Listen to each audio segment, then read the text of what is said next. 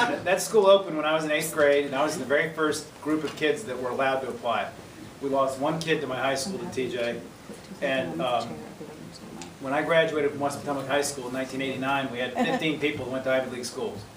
I've been back to, I think, 10 graduations now, and I think I hear about 1 or 2 per year because TJ sucks kids out. And actually, it's not sucking many kids out of my school anymore, which is what I'm really offended about.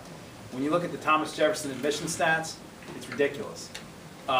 It's very geographically based within Fairfax County and probably within Prince William, although I've never analyzed the Prince William data. Really less than 30% of our kids. Right, No, but he's saying geographically based, like certainly It is. schools. It is. West End Prince William gets in, Absolutely. Eastern Yeah. Prince William doesn't. Yeah. Okay? And Thomas Jefferson today, it's 2% free reduced lunch. Fairfax County's whole system, I think, is 34. Prince William's free Yeah, reduced lunch 30. is what?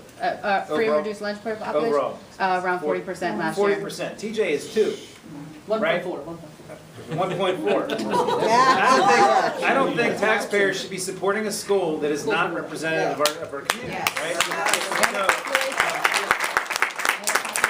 And this stuff, it bears out in more than just the TJ data, right? I mean, to me, it's obscene that only 4% of the school is Latino, 2% is black, right? And you know that's one small part of it. Last week, Fairfax County announced their national merit semifinalist list. 254 students. I don't know how many Prince William had this year, but I'm looking right now at Prince William's. I'm looking right now at Prince William's press release from last year. Okay, for national merit semifinal. It looks like there was about 10 or maybe 15. Okay, and they list Prince William County lists the high schools of the kids that got national merit semifinalists. Okay, Battlefield, Brentsfield, Colgan, Forest Park, Osborne Park, and Patriot. And then one kid from TJ. Not a single school in the Route 1 corridor. That's right. Right? Not a single court over here, right? And what it says to me is that our local school systems are not allocating resources within their systems in a way that fairly give these kids a chance, right? And it's not. I think it's probably the case in Prince William, and it's definitely the case in Fairfax. Fairfax County last year, east of I-95, there are 5 high schools. There wasn't a single kid that got national merit semifinalists east of I-95 out of 5 high schools. This year there were 2 out of the 254. And so one of the things I've talked to the Secretary about is our state needs to step in when our localities are not allocating resources to make sure the localities are allocating them correctly, because there are pressures on school boards.